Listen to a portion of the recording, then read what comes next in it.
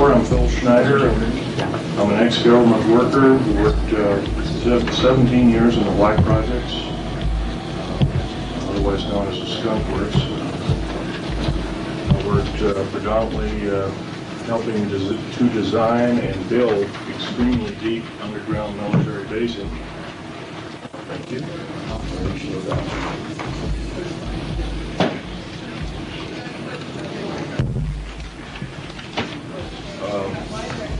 Give you a short overview of my background. I'm a structural engineer, both aerospace as well as military applications. Graduate of University of Missouri as well as University of Manchester, England. Primarily working at university. That's about it for me. I worked in Vietnam, got torn to pieces, shot, whatever. Took 5 years to recuperate, came back, patched me up, so to speak. Went to work for Morrison Knudsen, and from Morrison Knudsen I worked also with EG&G, Bechtel, Aerospatiale of France. Also worked with Fiat for a while, cars by Fiat. I did a lot of work overseas, but predominantly my field was underground mountain basing, also submarine basing. I wrote several treatises on analyzing rock formations by grain structure, and this grain structure would yield a certain pattern, and that certain pattern could be used to analyze and chemically analyze and make special explosives that could be used to blast out large caverns underground, and even when there were caverns, it could still use shape charges to blast inert rock, although a lot of it was done by laser tunneling and drilling. I have a copy of a book here. I can't sell it. It's my only copy. But this fellow can corroborate with me. His name is Richard Souder, PhD. He can corroborate with me in regards to everything I'm talking about. Who is it by? Richard Souder, PhD. Here's another man that Okay, we need couldn't to find the room. You need to give him your ticket. I will. And all that. I guess I'll let you know that kind of the background of my father. My father was a German U-boat captain, responsible for the sinking of 141 Allied boats, and he got captured by the French, then turned over to Third Army, U.S., and then Third Army turned him over to Naval Intelligence, based out of Pensacola, Florida at the time. He later went to work also in Navy Black Projects. Maybe that's where I started, but it just worked out that way, I guess. Anyway, he worked for naval operations. He worked on the infamous Philadelphia experiment. He was involved heavily with that. In fact, I have some of his original notes. Get it here.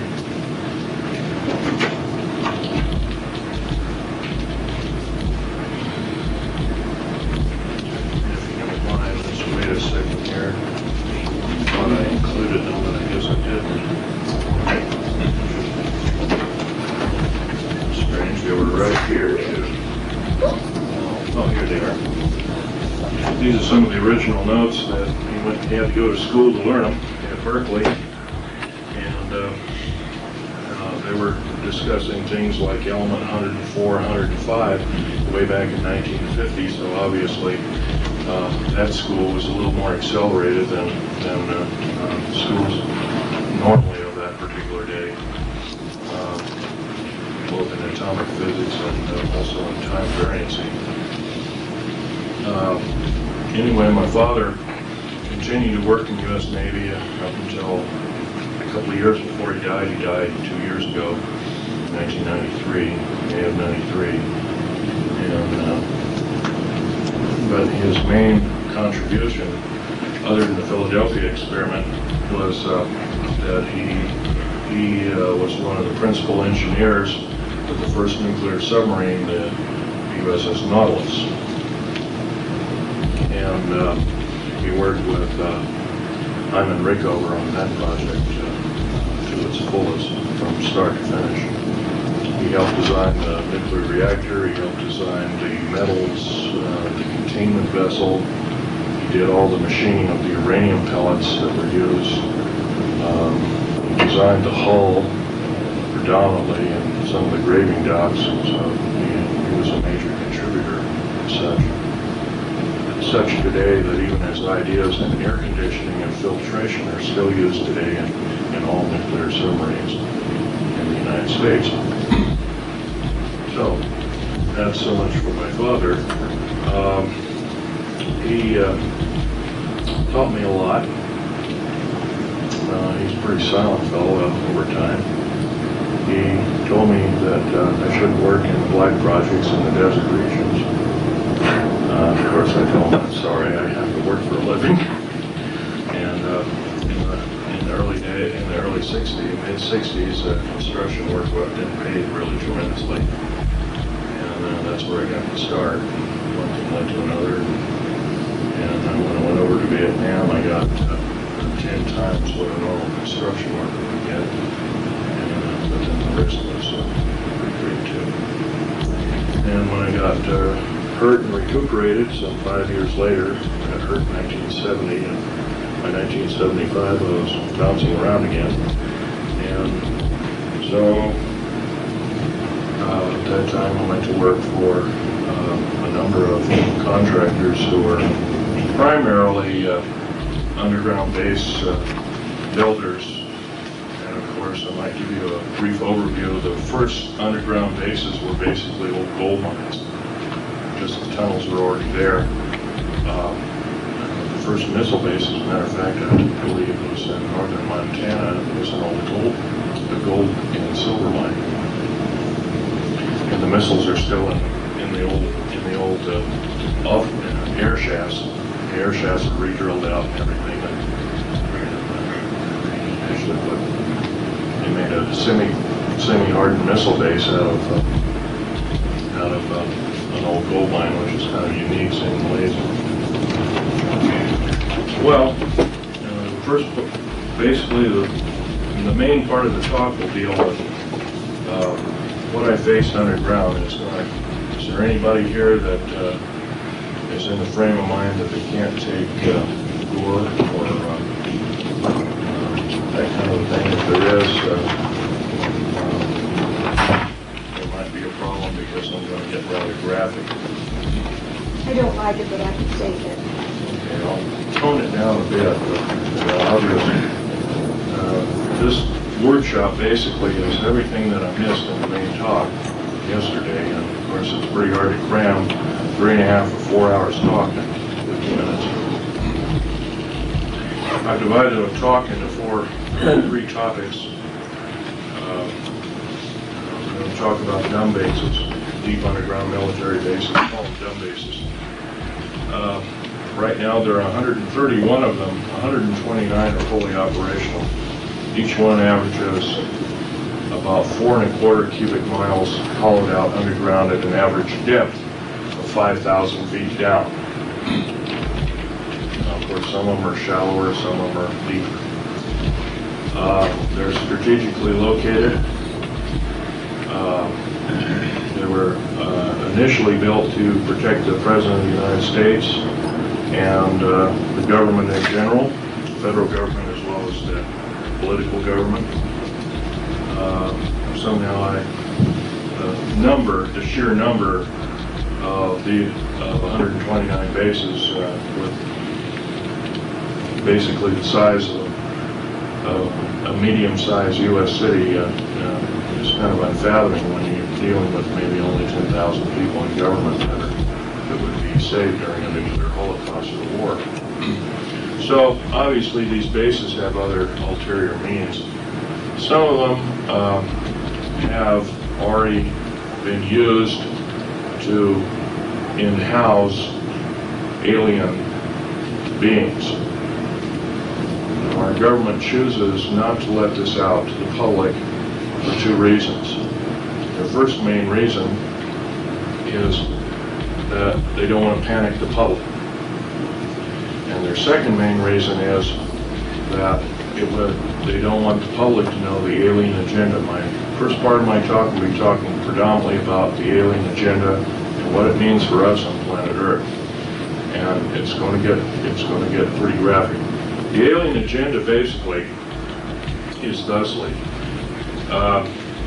Aliens of 11 distinct races have been arriving here on Earth in mass since 1946, predominantly, and maybe earlier. Actually, probably the Bikini Island was one humongous underwater UFO base, basically flying disc base, and that was known in the early 1940s. It was March of 1940 it was known that there was a number of this activity at that time. The Japanese, before we got into war with them, they had a number of problems with flying balls of light, as they called them, or divine second wind, as they also called them. They thought they were godlike. However, the gods don't come down and murder the populace. So their idea of such ended rather abruptly. They became rather frightened after they declared war with us, hoping that if they lost the war, and this is strictly skeptical at this point in time because I've heard this from only 3 different sources within the U.S. Navy, that if we captured enough territory, maybe we could lick them, and that would solve their problem. But although that's pretty skeptical, can't prove that one way or not. The alien agenda basically is the takeover of planet Earth by another race of beings, or races of beings. The U.S. government has known about this alien agenda at least since early Hitlerian times, probably as early as 1933. The reason for that is the Third Army,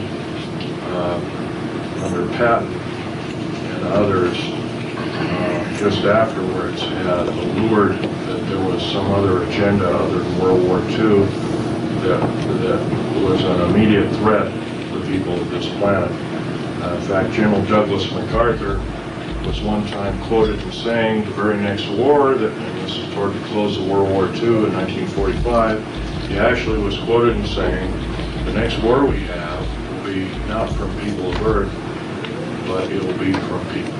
The World War, talking about, or worse, will be from races from the stars. And of course, this spawned a lot of speculative science fiction writing and that kind of thing like that. He was always, from then on, he was kind of looked at as a doddering old fool.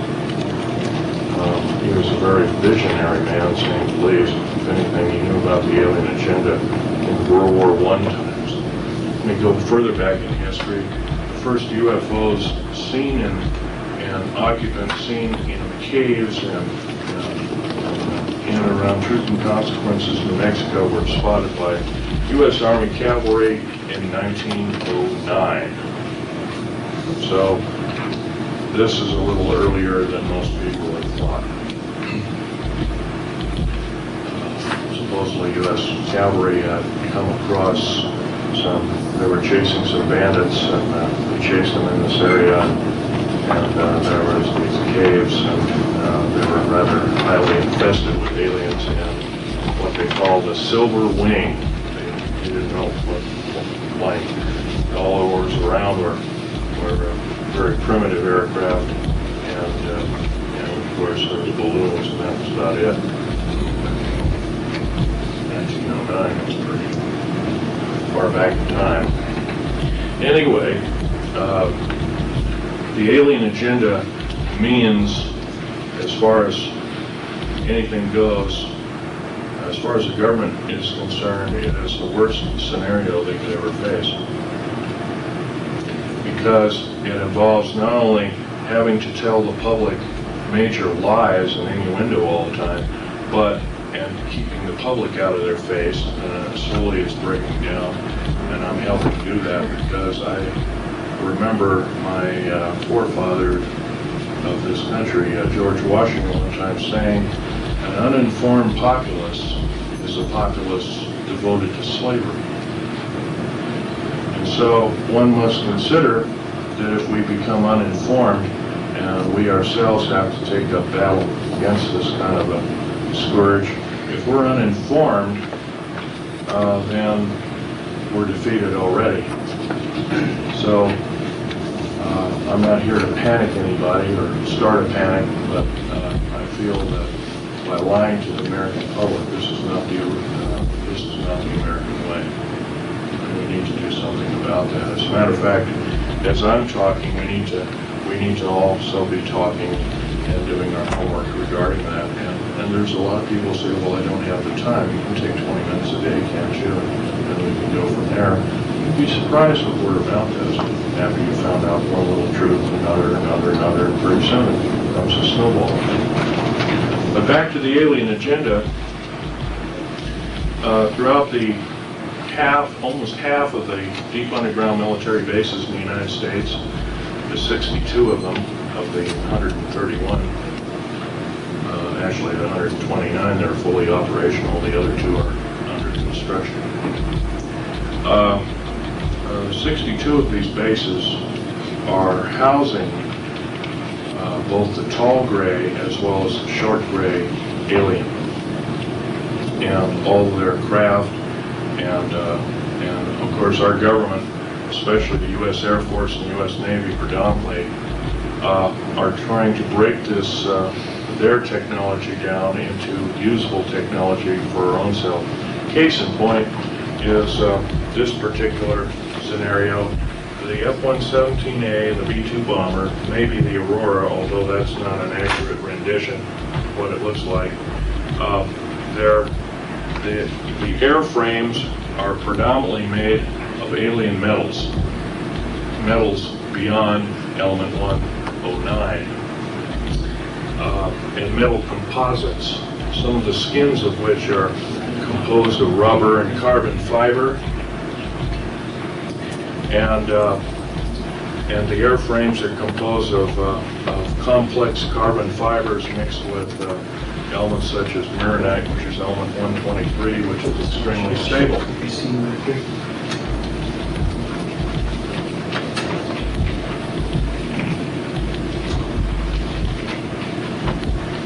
I just kind of slapped this together. It's not quite as professionally done as these, but this was in Saudi Arabia. But at that time they had 58 of these. This was half the fleet. And I'll give you a few statistics that these aircraft do. First of all, it's got a radar-absorbing material. That's the coal black coating. It's a type of in a while I'll get out some alien artifacts for you, some metals and some of the doping or painting that drips off of this when the aircraft is heated up to a white-hot condition. And anyway, these are specially hangared. They have to be kept cool. They have to be kept at a temperature of 60 degrees roughly when they're not moving. There's faceting on the edges. The faceting is a scalenohedral crystalline form. It's a crystalline form that predominantly does not occur on planet Earth, and it is it's once again alien technology that has been adapted to Earth-type or terrestrial-type technology. These ideas were first thought of in Soviet Russia, and later they were adapted. They couldn't use that particular kind of thing in the early 70s, and so one of their scientists defected, came over here and started to work immediately with Lockheed. His name was Subakov, I believe is his name. Anatoly Subakov. Alexei Subakov. This fellow was also a pioneer and such. His name was Paul Benowitz. He was going to go public with the UFO and the alien agenda thing. He was a CIA pilot. He was also with the U.S. Air Force. Of course, they couldn't let that happen, and so they stuffed him in the trunk of a car one night, took him off to a mental institution, and made him into a mental vegetable. He can't even write his own name today. If it wasn't for a brother who spent $1 million and a sister looking for him, he had probably still been rotting away in some institution somewhere.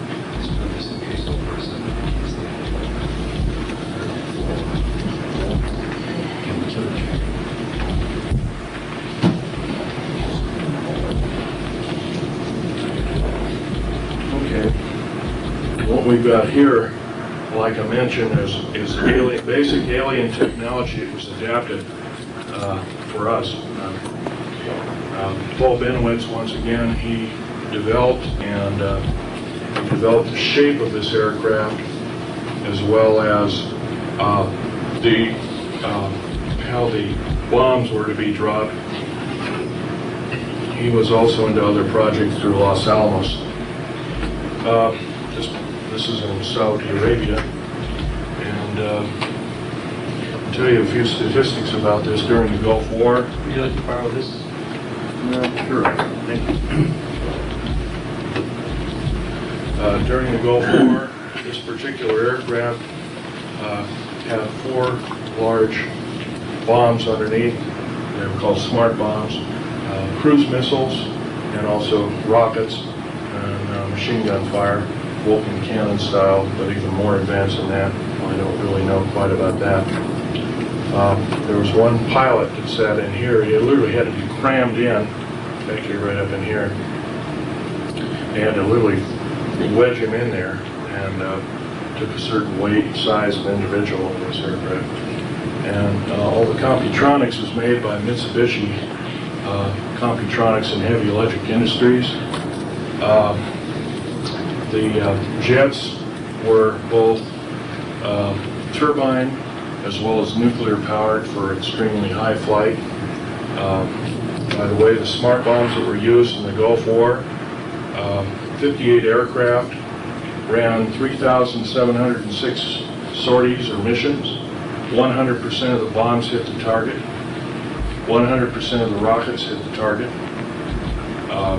Shot up, completely destroyed the Iraqi air defense systems.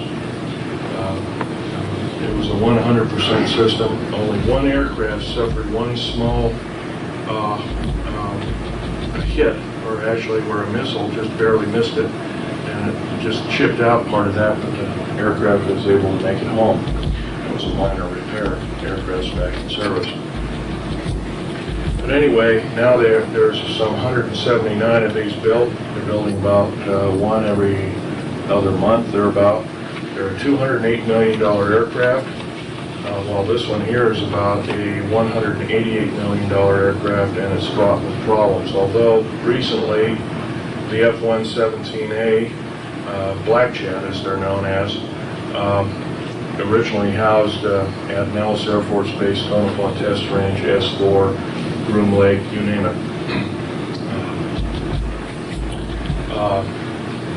These aircraft employed a 3-dimensional radar. Everybody else's radar was 2-dimensional.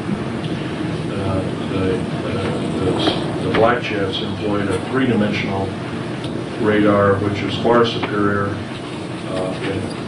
And its Computronics 2 also had a Cray system to analyze bombing targets, and it was also the first aircraft where the pilot wore a helmet. It's called psychoenergetic range finding. It's a copy from the Russian technology, Soviet-Russian technology, where a pilot can think in his own language and arm his weapons and pick his target from his computer. It's still employed in a second and third generation. It's extremely accurate and cannot be faked. In other words, if another pilot decides to commit sabotage and jump in the cockpit, the plane plane won't even begin to run, let alone any of the missiles firing or anything else. So it's kind of a unique system. It's kind of like the signature gun, and of course we've heard about those in different movies and whatnot. Now we have the Aurora, which is a trans-atmospheric vehicle, and the Aurora, there's 4 of them currently being tested. I know it's been refuted too by a couple of local gum shows before my lecture. He says, well, the Aurora doesn't exist, Phil, you know that. I said, well, really? And I says, well, I guess you don't think this exists either. And that was a picture, that was this map. He said, no, that doesn't exist either. And I said, really? Interesting. I suggest you have a seat and learn something. But they have one surpassing the Aurora now. Yes, there are 2 other prototypes that are small space shuttles capable of speeds in excess of 40,000 miles an hour. And plus, we also employed 29 prototypes of flying saucer and are successful in piloting those at up to 90,000 miles an hour in the atmosphere without burning up. That's doing something, because when you push, you go beyond Mach 3, actually beyond Mach 2.7, you ionize the air around it, and you cause the elements of the air to actually catch fire, and you need a force field around that system to exceed Mach 3 or Mach 4 without burning up, because you'll be as hot as a glowing meteorite coming in at about 30 or 40,000 degrees. Anyway, the Aurora, there's 4 of them flying. They fly day and night. They have 12 people in it as a crew. They can have a skeleton crew of as few as 6. They can basically leave Tonopah Test Range at 7 o'clock in the morning, do a complete loop around Russia and China, take all the pictures. They're predominantly a spy plane. They can take pictures, come back for lunch. That's how rapid it is. They attain from basically zero. Once again, this aircraft, and this aircraft are anti-lifting bodies. They're not conventional winged aircraft. A flying saucer theoretically is a circular wing. These are not. These are anti-lifting bodies. In other words, it takes an incredible amount of speed before they're able to take off. This is all, once again, this is all part of the one world government type system. I try to stay away from the political end, but it's kind of like the one world government system. Take over the planet, and hopefully we don't have to tell the people of the planet what the alien agenda is. The alien agenda was probably never meant, the aliens never meant that we were going to alter the bargain, but the aliens were the ones back in 1954 who cut a treaty with us saying that, well, we'll give you a list of the people that we implant and the cattle we mutilate, and we'll give you the reason why and everything. Of course, that never happened. And they kept altering the bargain until finally, in 1979, in Dulce, New Mexico, I was involved in that operation. We had gone down there to build an auxiliary base in the southern end of Dulce, New Mexico, already existing base on Archuleta Mesa. And lo and behold, when we drilled down, we found aliens were already in there and have been in there for some time. I can tell you, when you're standing, say, as I am here, to where this gentleman is over here, and that's an alien gray who's pretty much 7 feet tall, and the meanest looking bastard you ever saw, and not looking like a human being, you kind of get petrified. And as an engineer, of course, I didn't carry a regular big clunky 45 or anything, because it would get in the way. I carried tools and other kinds of things on my belt, and I always carried a small pistol, Walther PPK, with a 9-shot clip, 380. And I emptied one clip into 2 of these alien critters, as I call them. And yes, they are mortal, but I got also, as soon as that happened, as I was reloading, I never got got the clip into the gun. They hit me in the chest with some kind of particle beam weapon that gave me a very high dose of nuclear radiation, similar to cobalt radiation, but not quite, even more nasty. And I was in isolation afterwards for 50 some odd days, 57 days all total, and it took another couple of years to recuperate. And once again, I was in, my body was in a traumatic situation. But here I am talking, so it looks like here we go again. But I've got the scars to prove it. I can verify that they are there. Yeah, so they're there. It's pretty They gross. are there. It's pretty gross, and I don't want to. There are ladies. There's a ladies present here. So let's not raise the shirt here. But they're there. And basically, in talking about alien agenda, we have to also be talking about what occurred over here.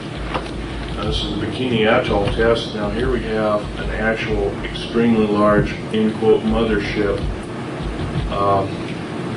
right at the point of neutron flash cloud. That's like 2 or 3 10,000ths of a second after the initial blast. And of course, the date of this was 12 July 1946. As we all remember, if we read our history on UFOs and how they started, it wasn't really known. As a matter of fact, after Roswell, we remember that there was a Senate hearing and a House of Representatives hearing, a closed-door session hearing, but a little bit leaked out in the public, and it stated that the government knew nothing about UFOs prior to that time. And these pictures, these different pictures with UFOs actually in the pictures, actually with the original language, show that, I'm sorry about this, actually show that the government lied to the Congress of the United States. They knew full well what was going on, at least a year prior. Of course, I believe the Roswell incident was 2nd of July of 1947. This occurred, of course, 2nd of July. I think the earliest A-bomb blast, 12th July, 12 July 1946, almost a full year before they were supposed to know anything. And here we have these streaks, and these are the classic discs that have all been pictured like this. Kind of look like the Top Hat series, as I call it. And of course, they're kind of coal black kind of thing. Because some of them have a radiant, atomic propulsion systems underneath it. Those streaks have all been confirmed as being just that.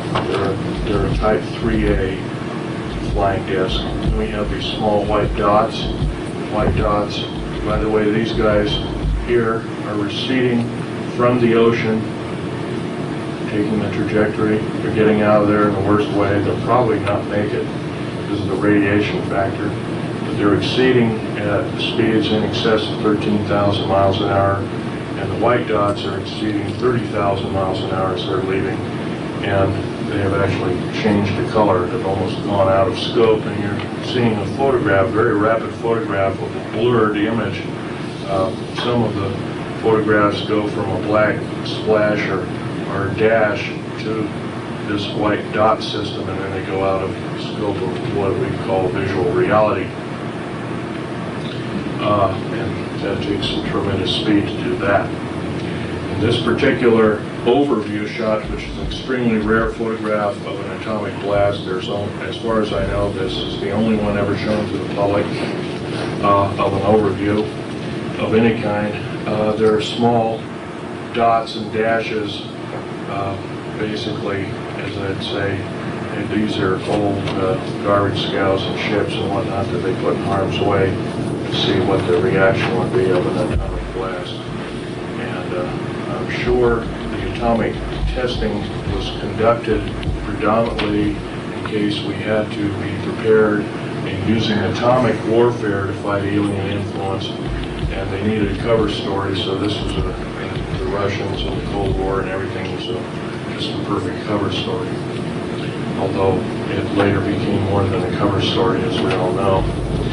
These particular photographs also show small dots and dashes, as I would say, and all of them have been confirmed. Now this black system here in the atomic cloud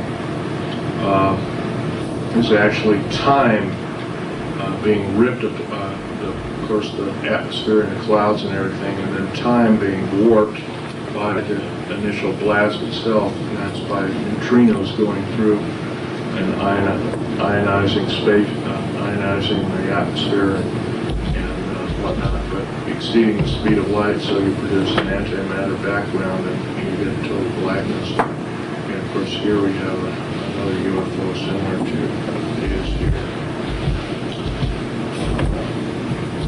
But once again, we haven't been told the truth on any of this. We've been right here, also in this picture, in the bombing of Hiroshima and Nagasaki. This is of Nagasaki. Down at the bottom, we see the characteristic human face, which is typical of all A-bomb explosions over populated areas. You will always find a human face at the bottom of the mushroom cloud. Now, nobody really knows if this is just by coincidence or the makeup of the cloud or whatever. But these little dots and dashes, these white dots and dashes, are receding at better than 30,000 miles per hour, and they're UFOs leaving the scene.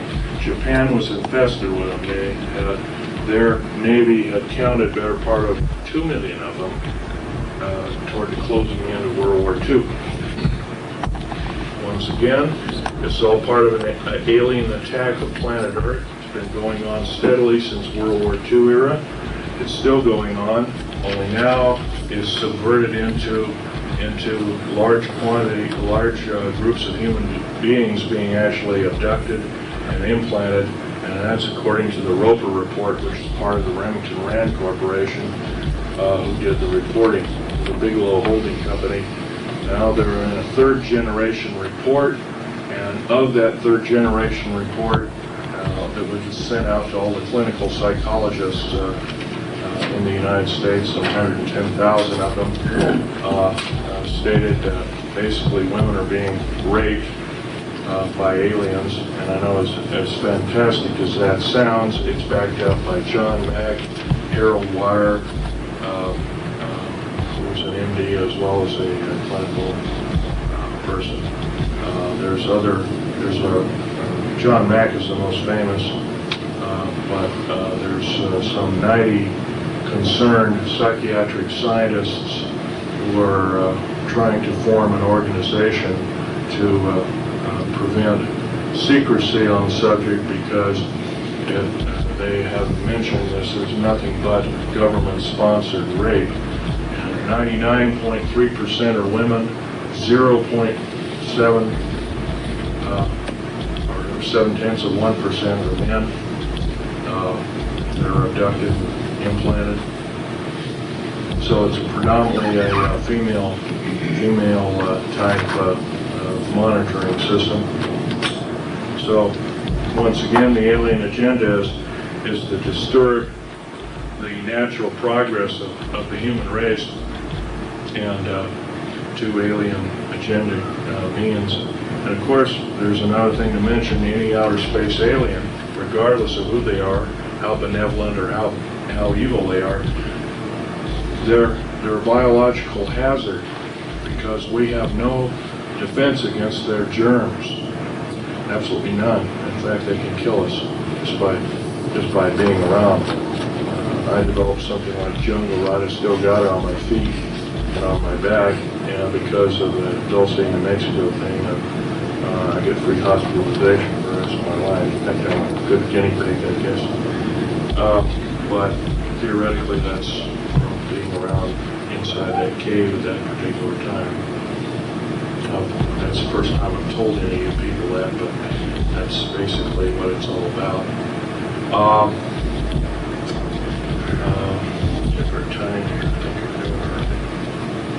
Well, we've talked about the dumb bases and the black projects predominantly, and the alien agenda. I would like to stick to another subject called Strategic Defense Initiative. Of course, this could very easily be, as mentioned by my late friend Ronald Lee Rummel, who was murdered, incidentally, by the 3 people who conspired to kill him. One person did the killing. One was a NSA officer, and one was an alcohol, tobacco, and firearms officer. Both are in custody as we speak. The third gentleman is fighting extradition. He's in Czechoslovakia. Most likely able to successfully fight extradition because they don't follow the U.S. law very well. Anyway, the Strategic Defense Initiative is probably, instead of preventing incoming missiles, although they're now that most nations and favored and otherwise have nuclear missile technology,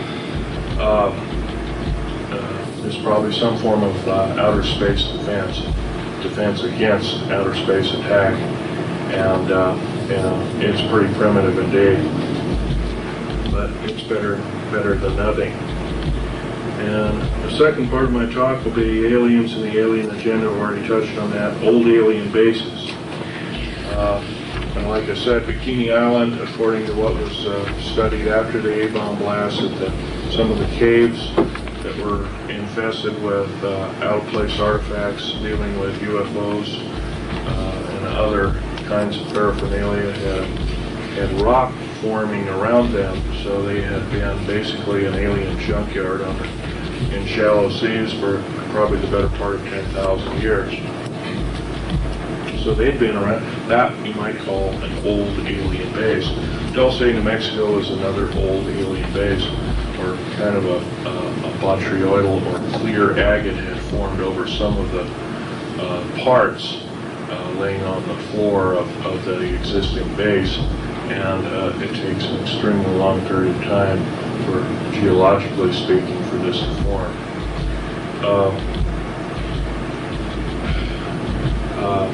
The aliens have probably been here the better part of at least 500,000 and maybe as much as several million years, although I have artifacts here which show artifacts that like a small turbine-looking device sitting in 220 million year old fossil coral, and I also have alien metals which are present in other kinds of rock formations, including a piece of petrified wood where an insect had basically burrowed a hole around one of its limbs, and then something had literally, like a laser, had literally sliced through it, but the cambium or the actual layers of the wood had bent as the beam burnt its way through it. I've got that in here too, as well as an original piece of instantly petrified, looks like a garlic root that was found in and around Area 51.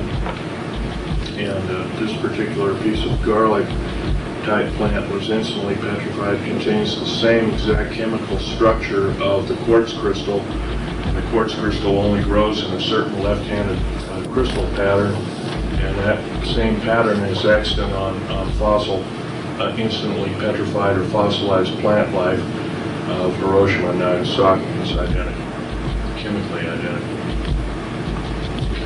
So, anyway, the next part of this, the second part of the talk, are treaties. Basically, there were 4 distinct treaties made through the United States government from the alien encounter. The first one was in 1944. The second one was 1954. The third one was 1962. And the fourth one was 1979. I'll go backwards. The 1979 treaty was a total violation of incidentally in Dulce, New Mexico, where I got badly hurt. 66 Secret Service and Delta Force people lost their lives, 22 of which were on loan from other countries, Israel, Germany, Norway, and South Africa, if I remember. I was the only geological engineer down there to analyze the situation. The government almost basically lied to us. They kind of said that alien presence might be there, but they didn't tell us that they knew that there was an alien base and that they'd already attempted to make contact. And of course, this was disturbing indeed. In fact, a couple of the engineers who managed to survive put the project under duress. Another part of the talk are the intelligence community.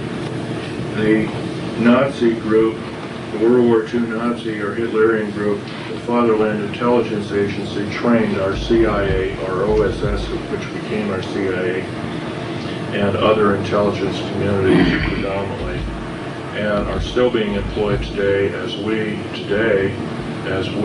in quote, the federal government today trains Bosnian troops on American soil, and from what I understand, that's totally illegal, and that's another topic. Now, the third part of the talk is the types of aliens. The large gray two large grays that I shot and killed. I can't tell you how ugly they were, and I can never tell you how graphic the stench was.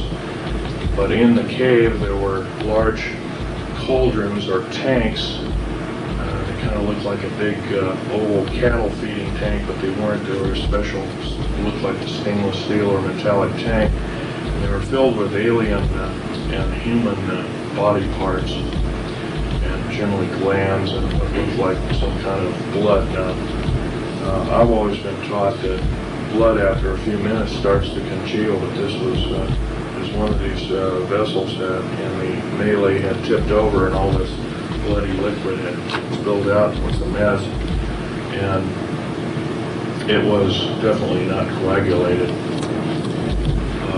How they did this is anybody's guess. So if we remember anything about cattle mutilations, we might also think that basically the blood in these cattle are totally drained out. There's no blood around, in quote, the murder scene of the cattle. So this might be the way they're doing it. Now, whether this is sponsored by our government or other governments is a good guess. If it were up to me, I'd say yes, we're in the thick of it.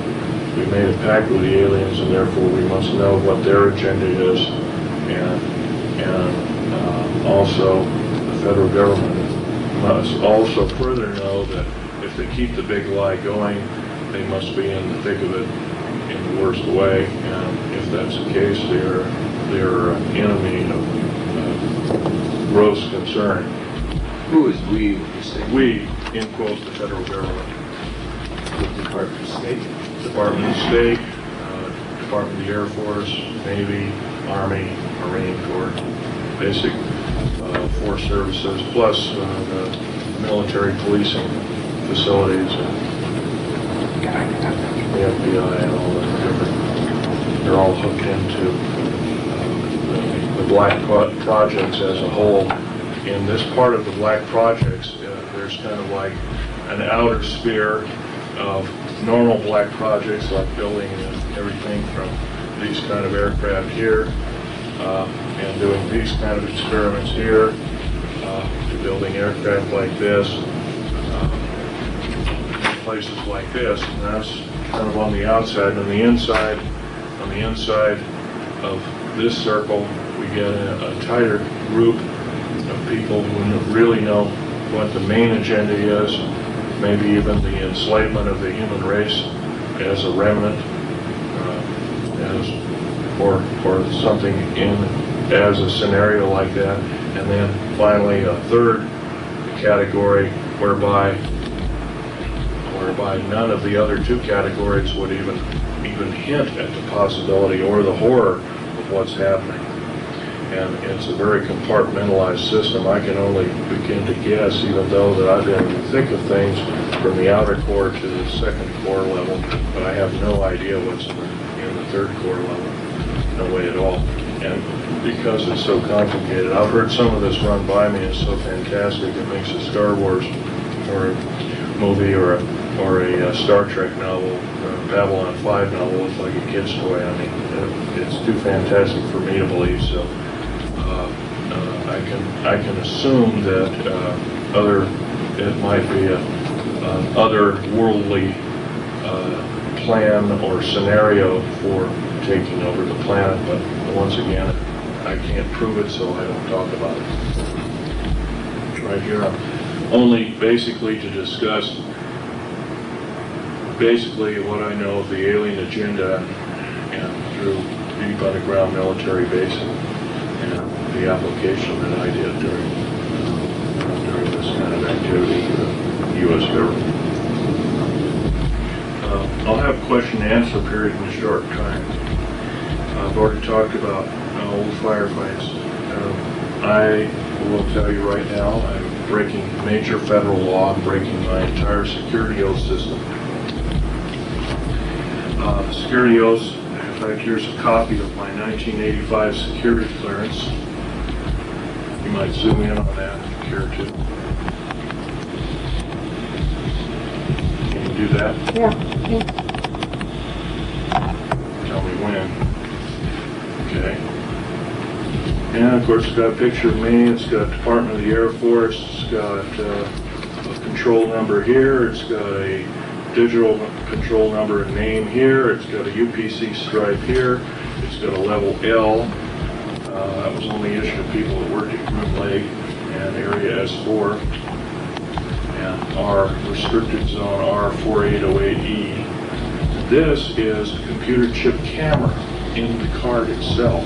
You didn't wear the card like you wore another security card. This one wasn't worn. This was used to get you into the main gate. And there was a large machine. I can't draw it. There was a large machine that looked like a kind of like a curved. The bottom part, you put the card in, and you put your thumbprint on. You're supposed to actually, some of them had two of them. I don't have a second thumb. So this one was made of one. There's normally two here, and the L for a normal person would be up through the UPC stripe. So there was one, and I put my thumb there on the bottom, and if it would flash green, I'd flick the switch, and then I'd insert the card in the second part of the control unit, and there would be a thing that would hold my forehead, and I could block off my left eye, and I'd stick this thing up to my right eye, and it would take a picture of my retina, and then if the green light went off, I could remove my card, and I could leave it at the guard shack, and I'd wait for anywhere from 45 minutes to several hours waiting for the next shift to start. I'm breaking all my security oaths by coming out in the open and talking about this, because not only are we dealing with a kind of technology I believe that we should be out, that should be out in the public. It should, at least this kind of 50 and 60-year-old material should be out in the public. I feel that in coming clean, so to speak, I don't know quite how to explain it other than the fact that when I initially was told these underground bases were for security in case of nuclear attack of the United States, and it was a total lie. I found out that aliens were actually entrenched in half of these bases, and these bases, by the way, cost a minimum of $17 billion apiece. The black budget garners $508 billion a year, $1.023 trillion every 2 years. That's 2-year-old information. It's probably more like 1.3 trillion now, which is about 1/4 of the gross national product of the United States. it's no wonder why our economy is kind of up and down here and there. Once again, you might ask, well, how in the heck? We've only been told, we the public have only been told there's a total defense budget of $447 billion, so how can there be $500 billion going on behind the scenes? First of all, black budget means hidden budget. Hidden budget is totally hidden from congressional view and oversight, cannot be audited by the U.S. Treasury system at all.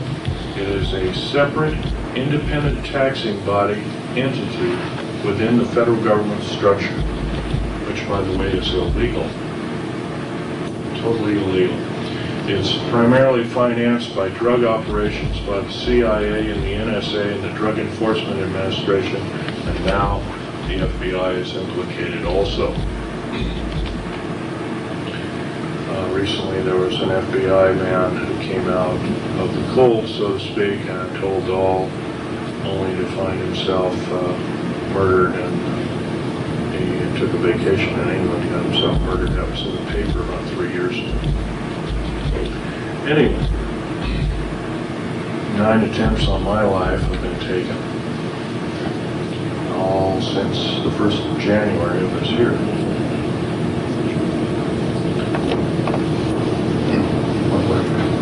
Well, I've been shot at, been run off the road. 3 times I've been run off the road, one of which is I'm a very good driver. I used to race cars for somewhat of a hobby type living. I used to race everything from Formula 1 on down, motorcycles and stuff like that when I was a kid, so I lived kind of on the edge all the time. So I became a very good driver, a very defensive driver, and so if somebody's trying to run me off the road, like before my Vegas talk, I dropped a friend of mine off at 29 Palms area and saw another friend in the Marine Corps hospital who was dying of cancer. And on the way out of there, you have to skirt around a whole mountain range. You just can't take the easiest way in a straight line out. It'd be nice, but it doesn't work that way. You have to skirt around these mountains. And, I had a Ford Taurus with a Police Interceptor motor, and roughly an 8-liter motor. It's a real monster. And there were 2 long Ford E350 vans, and they all had Air Force markings on them. They all had guns, and they were all shooting, and they were missing. And I flew by them and took a picture of their, as a blur, I took a picture of them, got a very good picture of their license plates. And then they sped up and tried to squeeze me in this way, and then finally I just slid right in the middle of the road, and the road was just wide enough for basically one-way traffic. And one of them went over, rolled over, and kept going down for about 300 or 400 feet down a very steep ravine. The other one was a shallow ravine about 10 feet deep. And I just kind of peered over, unhooked my seatbelt, peered over, and there was a big fire started on down there. I could hear people screaming, but I'm sorry, that's their deal. I just kept on going. That was one way. Recently I got shot at when I was with a retired FBI agent. We were going to go to a Patriot talk show down near Salem, Oregon. And I got shot here, here, and here. It's what's called a CIA cocktail. I don't have normal ribs after Dulce, New Mexico fiasco, where my ribs were burnt, cauterized, my fingers are burnt off of me, etc. I have a plastic plate in here, a nylon plate that has bumps on it, looks like ribs and everything. So those bullets just kind of just lodged in this thick, 5/8" thick plastic, removable plastic thing in the inside, and that was dug out. And once again, here I am recuperating from another problem, and all because I'm trying to bring the American public. And I love my country more than my life. I otherwise I wouldn't be doing this ridiculous group of things by coming clean, but I feel I have to because the American public has not only been lied to, but when I was asked to by the intelligence community within the Air Force to continue my operations in black budget work, stealthy work, what would I think if they said that I would be betraying the American public? I told them to go fly it, go stuff it or whatever. I says I won't be a party to that. And I walked out of the room. And somebody tried to tell me to come back, and I says, out of my face, fella, you're on the ground. He would get out of my face and went on the ground. And I walked away, and went on and made a decision. And I'll stick by it. And that's why I'm here talking. I also want to get a little political sided here, although I don't like to. Right now we have an out-of-touch, runaway federal government structure that really doesn't care about the way you and I feel. They manipulate evidences of crimes, as in several instances, both in Waco and other. The Waco hearings should have been a wake-up call to most who were watching, even if they'd only watched a piece of it. It's once again proves the federal government structure is just running away with everybody's freedom, and they run roughshod over. They've actually become kings and queens over us. And our forefathers told us exactly what would happen if we took a certain stand. If we made laws to legislate God out of our system, we would have a similar problem. If we made laws or had too many people making laws within our government structure, we would have a similar problem that we're facing today. We're facing a form of tyranny and totalitarianism. Incidentally, you might want to throw a few statistics by you, and it's quite provable in a number of talks given recently, both by the United Nations and others. The United Nations is entrenched in our country. They're training our troops on. Our troops are being trained by the United Nations in the United States, and I think that's kind of an oddball system. Russian troops are being trained of basically Montana and North Dakota and the northern tier states, Washington, upstate Washington, etc. There's a stockpiling of Russian tanks and hardware by the U.S. Army. For what purpose? Also, we have purchased at the cost of some $38 billion all the Russian nerve gas. Nerve gas is, their nerve gas is extremely long shelf life. We're destroying our own nerve gas, which has a relatively short shelf life of 15 years, but the Russian variety is extremely deadly, and also tell you something else about that. The Russian nerve gas is composed primarily of glandular secretions, and they even mentioned that as they were downing flying saucers within their own country, they found a way of making chemical weapons from some of the alien cadavers and that kind of thing like that, from some of the glandular excretions. So once again, biological weapons against the people of the United States.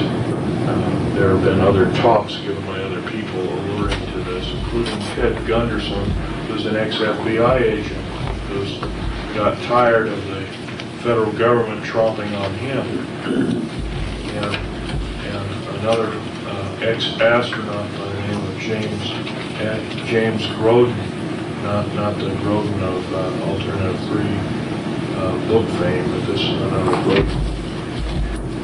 A number of key government people have started coming out slowly, but unfortunately it's at a snail's pace. I'm the only one that ever worked and had a level 3 security clearance that came out from the Colt, so to speak, and completely laid everything open to the American public, or any public. Something like this was tried in Britain and in France, the person got jailed. Incidentally, I can't be charged with espionage theoretically because, according to our, including one person who said, "Oh, this place doesn't exist." Well, it's on an aerial map. It's kind of different. If it doesn't exist, then I'm just full of you know what, hype and hooey, so to speak, and I'm just crazy or something like that. And so be it. And if it doesn't exist, it doesn't exist. How can I be charged with a crime on something that doesn't exist? Another thing is that to be guilty of espionage, you have to sell for dollars or cents or some form of monetary gain the information that you impart. I'm not doing that in any way, shape, or form.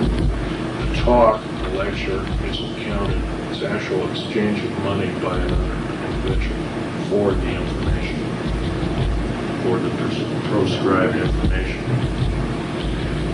Well, I'm going to be getting out a few alien artifacts here and let you take a look, and you're welcome to kind of stretch your legs a little bit and feet.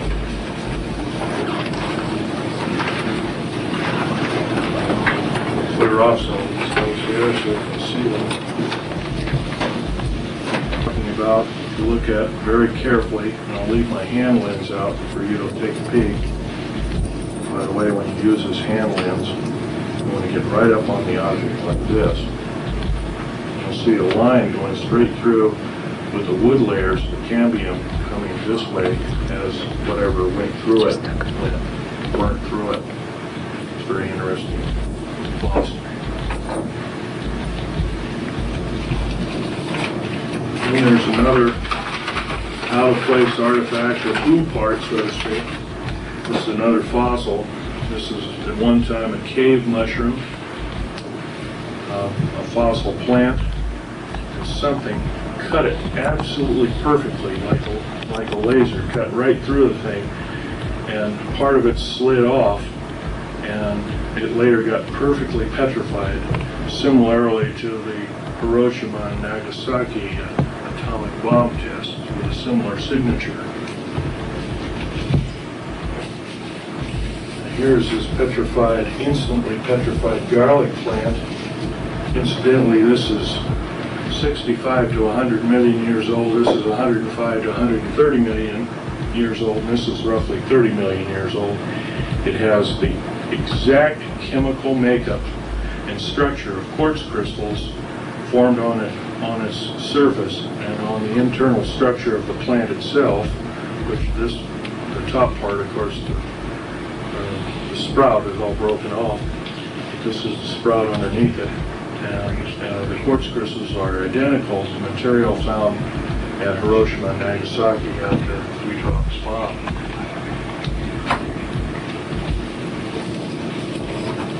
Now here's a bottle of the RAM coating of the blackjacks. Of course, when they come in after their mission, they're glowing red hot, and they drip this stuff, particular material, off on this in-coat tarmac. This isn't tar, it's a special cement, and it just drips. And maybe some of these aircraft, you might see drip spots like here and here and there and different places. So this is the material, it's like lava that drops off of it. It also contains certain alien elements, or alien reproduced elements. Here's a piece of fossil coral from Jordan, having a small particular non-fossil. It isn't a crinoid. It might be, some of you might know what a crinoid fossil is. It's kind of like an underwater lily or plant, seawater lily, but this isn't it. This is actual machined out part similar to a rotor fan, a miniature rotor fan. There's a small engine right there. This is element 123, which is also in topoline. topoline and element 123. They're very much heavier than uranium. They're island of stability elements. They're, by the way, these pieces of metal I've purchased with my own money when I worked for the government. As if they were test samples, they never bothered to pick them back up, nor did they pay me back for them, so they're my property. But it's a golden orange metal. The pure metal is pure golden orange, and like lead, you can just carve it. It's a very peculiar metal indeed. Totally stable, cannot be isotoped. Element 123 with an atomic weight of about 320, and here it is. It's almost twice the weight of uranium. Where did that come from, Phil? That was formed down at Dulce, New Mexico, and also there was scrap heaps and scrap piles of it in and around Tonopah Test Range, which is right here. Tonopah Test Range is actually above Groom Lake. It's actually, Is that metal from our soil? Is it metal from our soil? no, this is an alien. This is two alien elements. And here, if I might show you, Minus the brick labs, minus the brick labs, I thought I had some. Yeah, here we go. This periodic chart was developed by a number of scientists anonymously. Don't want their name revealed. Of course, all we're familiar with is element 103, and that's been around for a long time. And a couple of these were made in Russia. These that don't have any name, they're very short-lived indeed. Element 109 to 110 also. But after, from 111 to 140, these are all elements that were garnered off of alien attack vehicles or alien spaceships or flying saucers when they were taken apart. Now, topoline is here, element 117, and element 123 is myrnite. It's a combination of both those. An extremely hard substance capable of withstanding temperatures in excess of 9,500 degrees Fahrenheit to as much as 14,000 degrees Fahrenheit.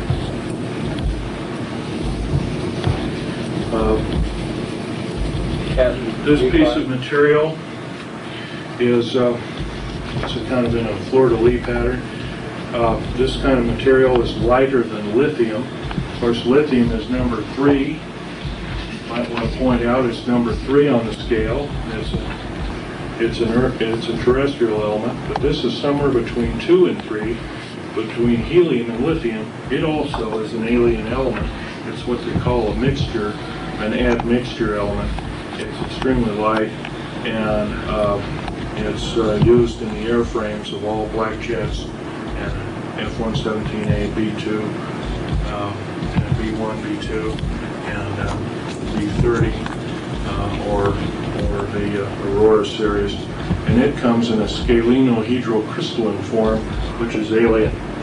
It's kind of a dead giveaway.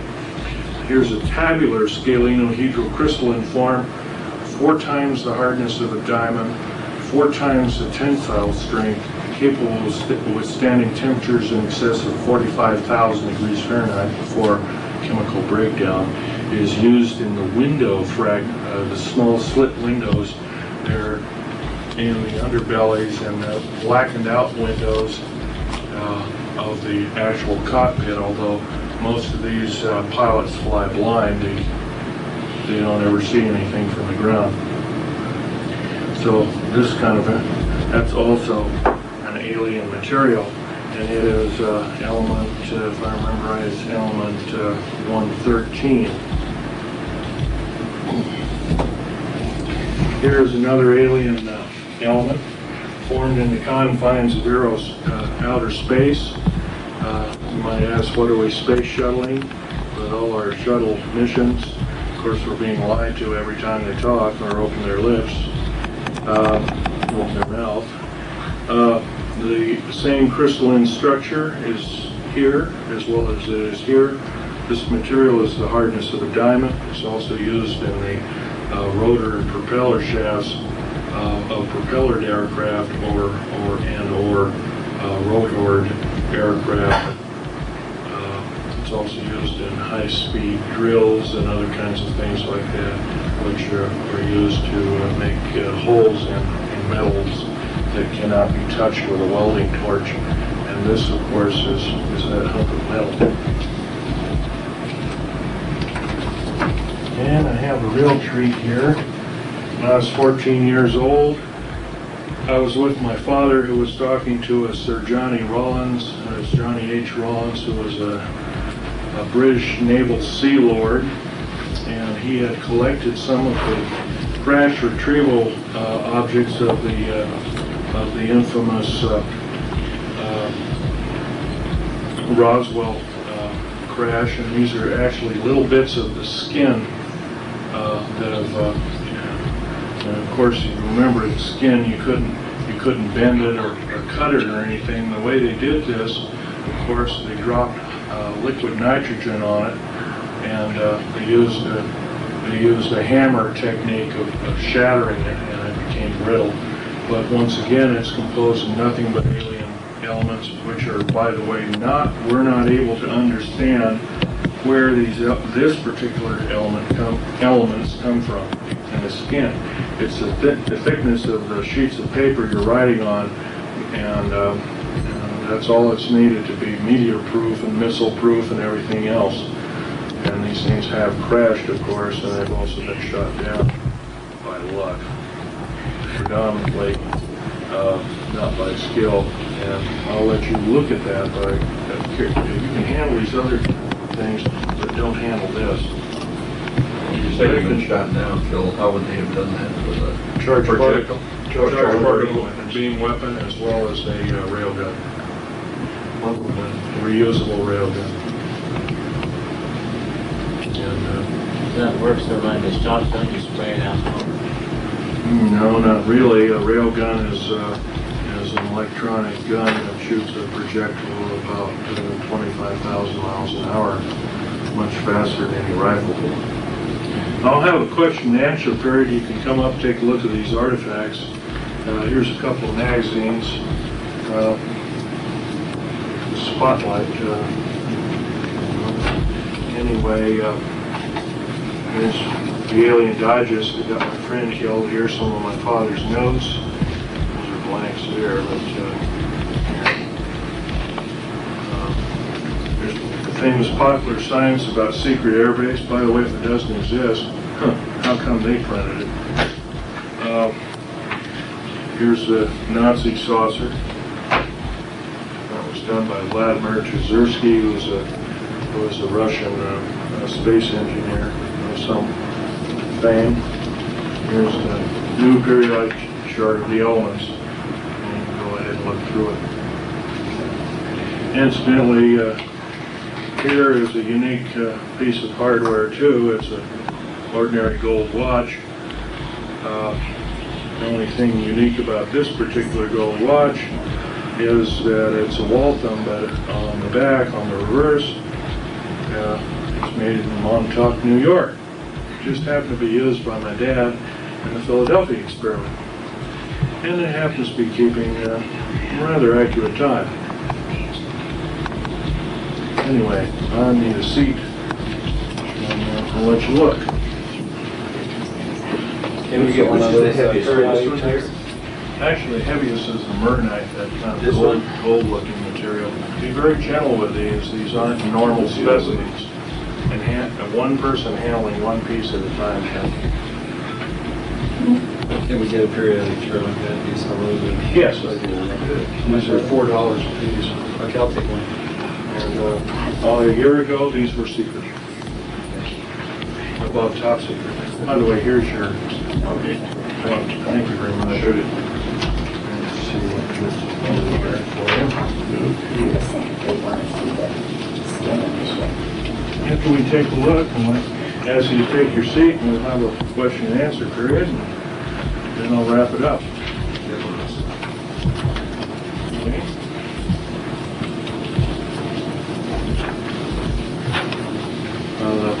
Aerial maps are $2 if you want one of those. Those are actual aerial maps.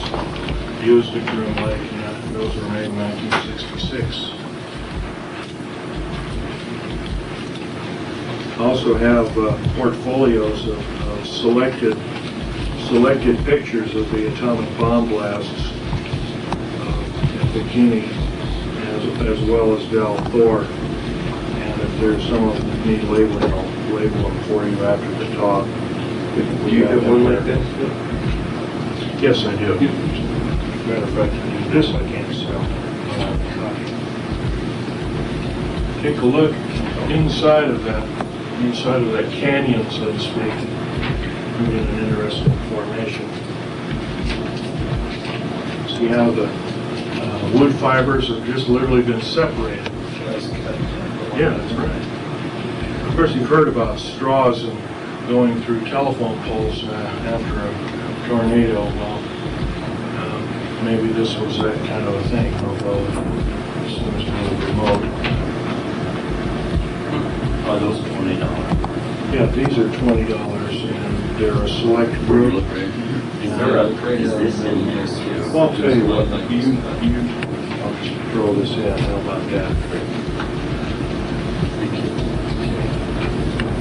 Inside these, there's a select group of pictures, like here at the street saucers leaving ground zero. I have other ones that are marked with USS Eldridge. This is, by the way, is the USS Eldridge ready room. It's a ready room aboard the USS Eldridge. I think LB will verify that. And that's one of their. I think how many ready rooms? Is Al here?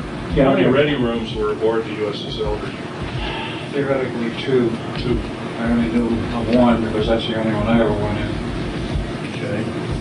The lecturing varied between various There's lectures. a list of people. There's different people. Not all the people, although you can do your homework and probably find that out. These are going, after this talk, these placards are going to be duplicated on special paper and sent to the United States Senate, and of which these pictures will not only be totally declassified, but will be out in public domain.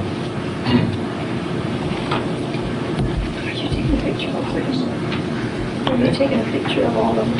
And if anything's not marked, if I haven't marked, I'll try and identify them for you. That's up to the. Christian, did you? I could give you a map of Groom Lake also. Did you? Sure, I'll be.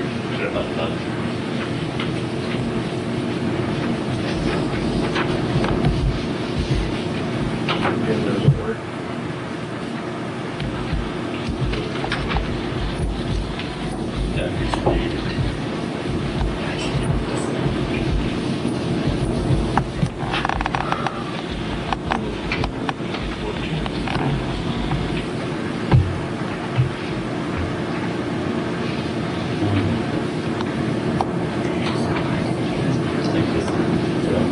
All the traffic. Yes, what a difference. This is the heaviest one? Yeah. It's the hardest one?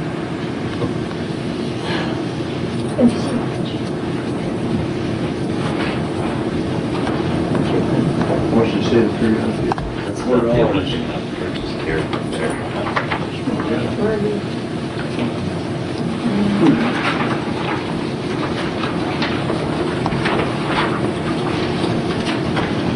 So from here I give a couple more talks.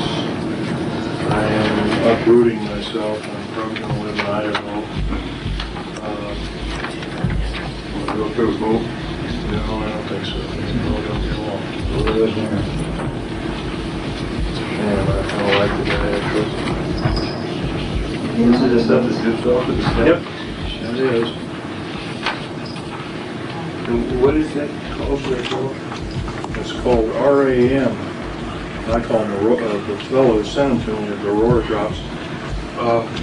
Sent to me by the base commander over there. Because I did enough work on this. I helped do a lot of aerospace applications. Anyway, radar absorbent material. product. Incidentally, you can take your portfolios and copy the actual Joint Army-Navy Task Force language under those photographs, and that's the official language. I've stuck my own wordage. You have all that in there? You don't have all that in there. Yes, well, I don't have all of them, but there's a select group. You can look through it and see the different ones that are selected.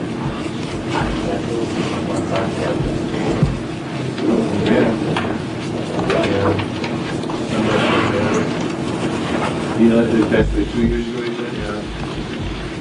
You got A-bomb disease, aplastic anemia. Somebody occurs, atomic war veterans. Atomic war veterans.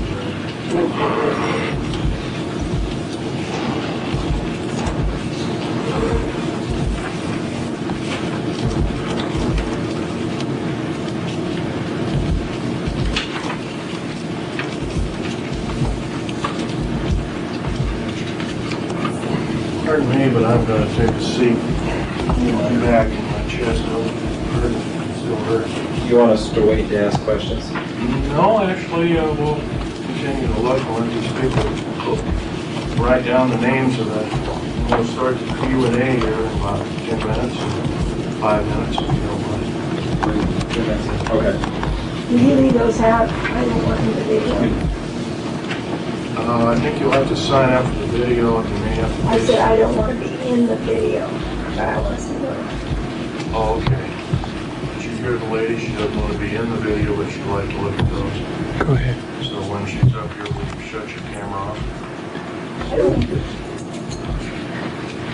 Which one is this? Right there.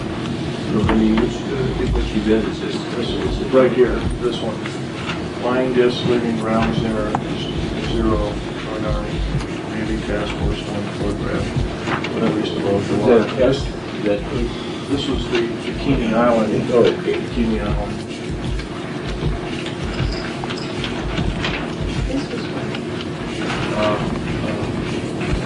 Roswell.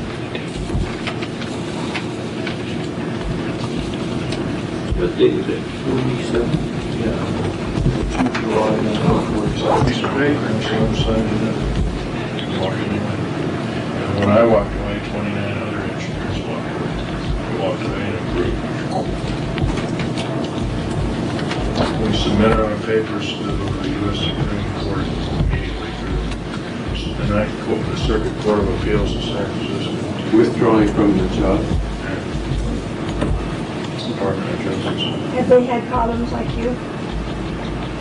Oh, yes. Quite a few people come out. There's another thing I might want to mention very briefly. How about cold fusion? Suppose that Nobel laureate physicist, of course, that was very quickly quashed because if cold fusion became a reality, we could make our own electricity in our kitchen. And make car batteries for our cars that would last forever and other kinds of things like that. Cold fusion, this is the chemical formula for the metal oxide used in cold fusion, which is very similar to the metal oxides in alien elements used in airframes of black chips. Bill? What? Does the average engineer in this country not understand the thing about the bomb not being possible? I haven't talked to a single engineer. I've probably talked to 400 of them so far, and everyone knows the federal government is involved up to their eyeballs. How about school teachers, scientists? What degree? School teachers, I've talked to too many of them. They still believe it was a fertilizer bomb. Most school teachers don't think. Most school teachers, you're right, do not think. Higher education is a joke. Need this anymore here? Was that the bonds and these are the cold fusion? Yeah. And your point was that it was valid that It was very valid. It was proven. The people he donated the award to Greenpeace at the end of it all. I'm not a proponent of them, and I guess they do pretty good work. Anyway, the award was $140,000 and for their discovery, and the U.S. military said, no, you can't do this. Now they're working with Cold Fusion of Japan. The information is forbidden to be told the public of the United States. Once again, we're treated as babies and children by our federal government structure and told that and lied to and saying that this is a bunch of hyper-tweeting. I'll tell you folks, if we don't do some serious changing and talking in groups, maybe in small groups like I'm doing, but maybe not coming, have to come clean and come out of the woodwork, so to speak. But you have to talk in groups of what you learn. And if you do this, word of mouth is a wonderful thing. And from that, we might be able to continue and have our freedoms that we so aptly take for granted in these wonderful United States. And I've been in over 70 countries. I've never found another country as beautiful as the United States. Well, Einstein, after the first rounds went off, said that Now we're going to have the question and answer period. And when it came to nuclear, you can apply to all this other economy discussed with every village squares. That was 50 years ago. question and answers, folks. You got them? Let's hear them. I was reading in that underground book, that I purchased a couple of days ago. Richard Sauter book? Yeah, and he was talking about, I've been interested in the underground railroad system ever since I heard Mel Bailey talk about it about 3 years ago. I helped build the tunnel. But in the book, they don't tell anything about the newer drills that build the tunnels. There are no drills. There's no drills. No drills. It's a nuclear boring machine. It's a nuclear boring It melts machine its way through the that rock. literally melts or deflagrates the rock and to an extremely fine powder, melts it, and sticks it on the walls. But he said in the book that he didn't know if they had ever went ahead and made that machine. Well, the machine's existing, but I can tell you even who Krupp of West Germany made the machine. He had no pictures of the later of that machine. What he had was more of the obsolete machines. Even obsolete equipment can drill up to 7 miles a day. And we've been lied to when they say a quarter of a mile a day. Even through solid rock. Even through solid rock. Yes, sir. 7 miles a day. Even if they have to take the material out and haul it away. There's nothing to take out. Here's nothing to take out to speak of. It's all vaporized. Here's another piece of titanium metal mixed with alien elements. Very hard material. Doesn't break. And it's used in all of the black jets, stealth aircraft.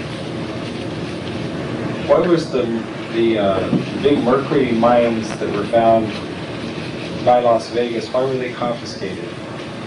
They run very deep, for one thing. They were used for everything from atomic waste disposal to putting bad news aliens and making a little jail out of it, I guess, if you wanted to call it that. It's a good way of, once again, hiding the problem from the public. So it's tied into the underground system where the mines were? Absolutely. Where were they by? They were outside of Las Vegas, I've heard. They're over near Mercury, Nevada. You were talking about 129 of the underground bases and about half of them being used to house the aliens. What are the other half used for? The other half are used strategically by different military organizations, mostly Army and Air Force and Navy for research and development laboratories predominantly, and also medical research and development laboratories and chemical weapon laboratories. And once again, these bases have been built unceasingly day and night since 1940. And if you were to add up all the bases, all the cost of all the bases, it's pretty close to $2 quadrillion. How can they keep this so, keep the public so uninformed, Well, it's pretty especially easy. the people that live around the areas?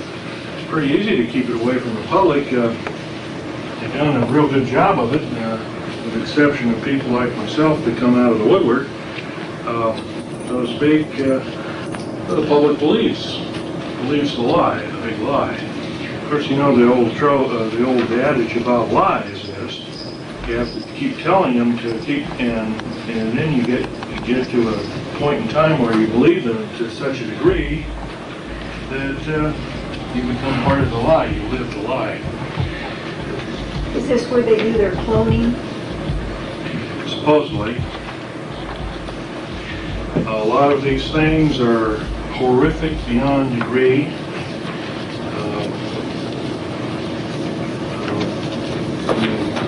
Traumatic events that I went through caused me to get professionally taken care of by Bethesda Naval Hospital, among other places.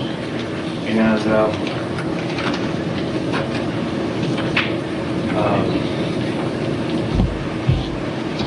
that gave me something like battle stress or delayed stress syndrome. I learned to slowly work my way out of that. It was not easy. What's going on in Weld County, Colorado with them having a lot of changes and also having the most cattle mutilations in the whole world?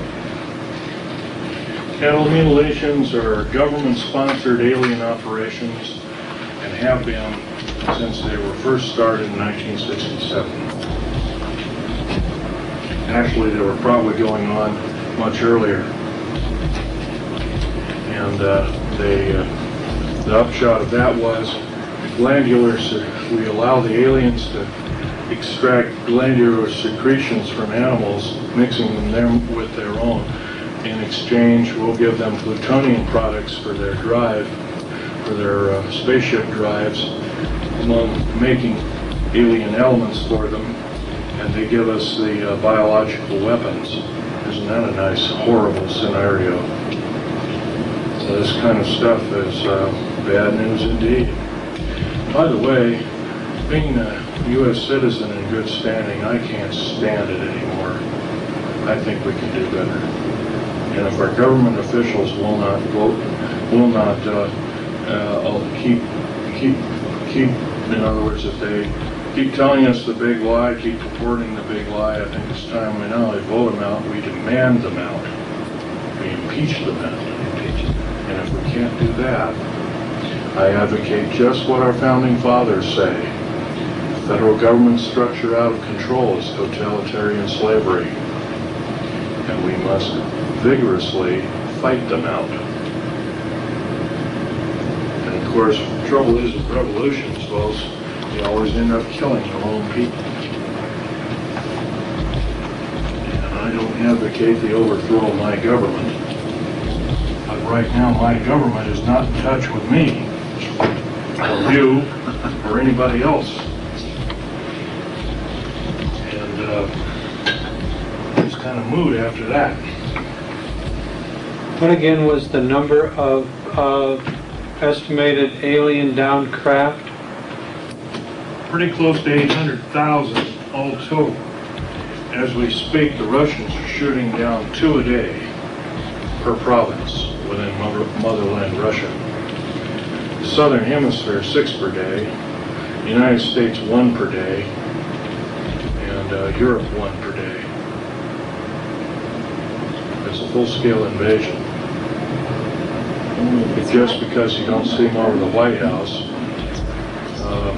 By the way, you wonder why don't they, well, Billy Meyer sees them, different. But first of all, of the 11 groups of aliens there are, 4 of which are benevolent, 7 of which are very evil. Can you expound on the ones that are good or benevolent? Well, the ones purported by Billy Meyer, the Pleiadians, or Pleiadians, from the 7-star cluster of the Pleiades. That's one of the groups. There's another group from the other side of Orion, another group from about 3,500 light years out, supposedly still with us. I don't remember their name offhand, but they're a very small individual, human-looking but childlike, but very large cranium, very large heads. IQ is off the scale, and they can do no wrong. They're the angelic type. They don't fly around with little wings or anything. By angelic, I mean that they can't do wrong. They physically Probably can't do was wrong. inspired Spielberg and They weigh about 30 pounds. the E.T. movie. Was probably inspired them. How about the fourth one? Well, the fourth one is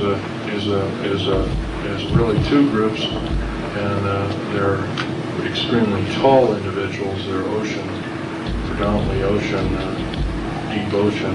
They live in deep oceans, and they basically harvest our minerals, and then they're kind of, you can see, they're always in oceans of below 20,000 feet. They're these 2-tiered antennas found, and of course our submarines have found them years and years ago. During World War II, some submarine warfare, and encountered several at very shallow depth.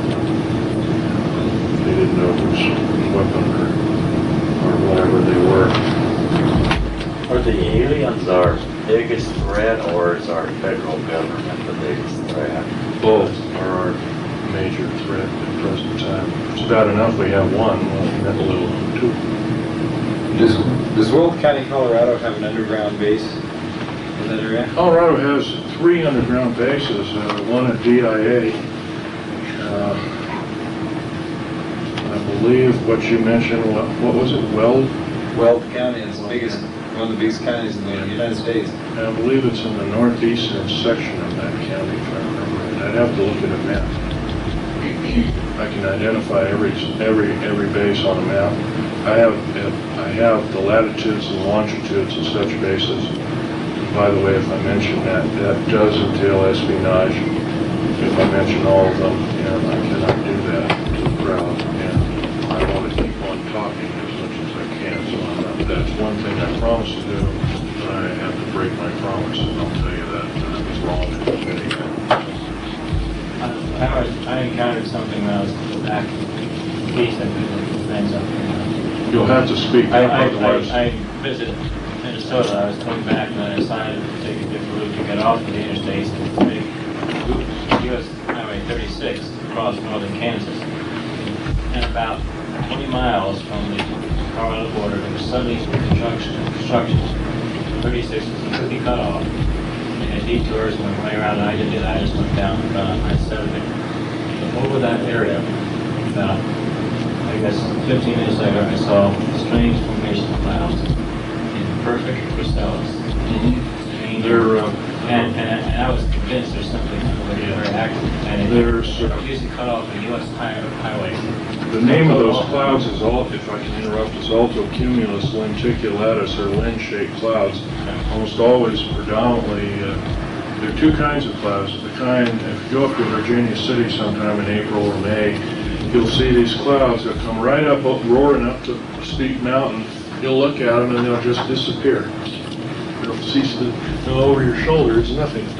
It's kind of that's altocumulus lenticulatus A, and the B kind, it almost looks as like a black thunderstorm-like cloud, and they always have metallic discs in the center. And if you take your camera, your eye won't probably see them. The camera will pick up metallic dots within that cloud structure, and those dots can be professionally analyzed, and you'll come up with the conclusion of the Earth flying disk. The hard hardly ever see those clouds more than 23 miles from mountains. The high at that point was at least 200 air miles, straight line distance from Long's Peak, which is the nearest big mountain climb. I had Couldn't even see spotted, this mountain. I had spotted such near Wow. Portland, Oregon, and took pictures, submitting it to a TV radio station, and TV and radio station. It never got on the air. I wonder why.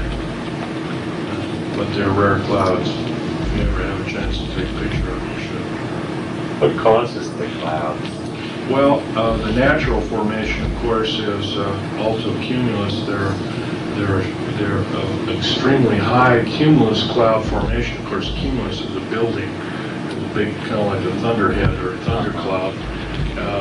It's air currents rushing up, and of course, with the altocumulus lens-shaped or cookie-shaped clouds, you have air currents rushing up. Basically it is, right? Excuse me, air currents rushing up and air currents rushing down, and what they do is they compress the clouds, and then there's air circulation, generally in a clockwise or counterclockwise measure. I studied weather when I was in high school. That was one of our curriculums. But you've got it right there. It's a man-made one of sorts. Well, yeah, I mean, Similar. the A-bomb is the A-bomb cloud is a lenticulatus. If we're downing one a day in this country, wouldn't it seem logical that there would be more people that would be aware of debris? No, I'll tell you why. As soon as one is downed, they're attacking certain northern tier state Air Force bases, predominantly. If you can get on those bases or stray onto those Air Force bases without getting arrested, good luck. But if one of those craft is down, they seal off the whole area, period. They being the federal government, police and whatnot, Air Force police or whatever, air base or army base or tank base or whatever you got in that area. They seal off the whole area. Anybody caught in there is shot on sight or they're immediately arrested and detained. By the way, a military base can circumvent the U.S. Constitution and Bill of Rights. An Indian reservation can do the same thing. Is this what our government was supposed to have been laid out by our founding fathers? I don't believe so. I think we can do better. I know we can do better.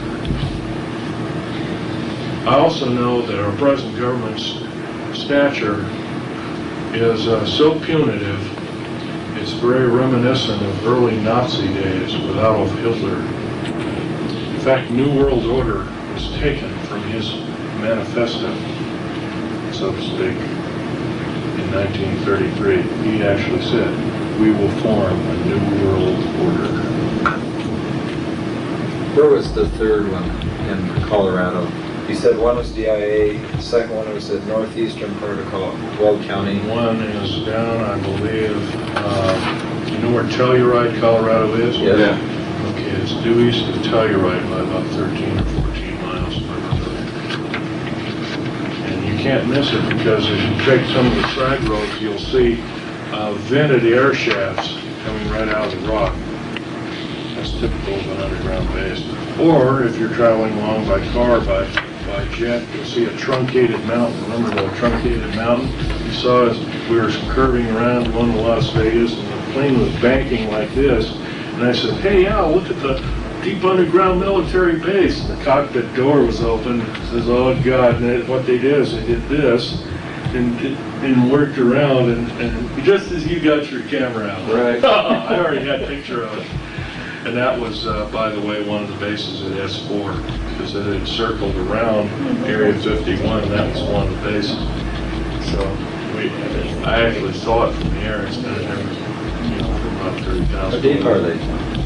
They can run, the deepest deep underground military base is 2.5 miles underground. The Dulce base is 2.5 miles underground. That's pretty close to 13,000 feet. 5,280 feet make a mile. You don't have any high temperature problems? No, as a matter of fact, in certain sandstones, you actually get a lower temperature than ground surface. Your water? Water leaches out. Of course, that has to be sealed, protective sealant. very difficult in some cases. By the way, this ring I'm wearing has a sapphire. When you blow mountains apart, there's sapphires in mountains. I had that professionally cut, where it kind of is a good luck piece. It's a blonde 6-ray star sapphire, American star sapphire. It's been working. Yes. You might add. I had it cut and polished and setting made in Las Vegas. Some of my different days. Yeah. Well, what about when you're just driving along and there seems to be nothing around and you'll see these white pipes coming out of the ground with turbines on the top? Exactly. That's Is that one? That's one type. There's one of those It's an in air shaft. Denver. I mean, I've seen them along the highways in Denver. It's like industrial or commercial stuff over here, and then all of a sudden you see all these white tubings along the highway. Those are air shafts. Some of them are run very deep. Some of them are run only 400 or 500 feet underground. You know, you don't have to be a military tactician to see that's very vulnerable. You plug those things up and pump some bad gas down there while it happens. Well, I guess I'm not a tactician and such, so Yeah. that's kind of moot. Yeah, that's one way of telling it. Yes, sir. Are there any of those underground bases in Nebraska or Kansas? In every state, there's at least 2. You know where they are in Nebraska? I'd have to look on a map. I couldn't tell you. Probably office, Beg pardon? probably office, Air Force Base. Yeah, probably often. Maybe good to me. That's also where they took some of the alien remains and saucer remains right off the bat. It's off at Air Force. Okay, any more questions? One more question. Do they have an underground base up by Sedona, Arizona? Yes, sir. Yes, we do, and it's a very deep base indeed. In fact, they're going to make it deeper than any other base. They want to take it 4 miles. What's it called again? Sedona, Arizona. Is it one that's just A north? lot of the, beg pardon? Just northeast of there? Yes, just northwest. Well, that's all, folks, and I think I better leave some time for Al Bailey. And I better munch a sandwich before I become an alien. Anyway, Thank you. it's been a real pleasure. And I hope you've had some hand-on experience. By the way, there's some little metallic fragments you might be able to pick up. I don't know, they might be alien. Thanks. Thank you.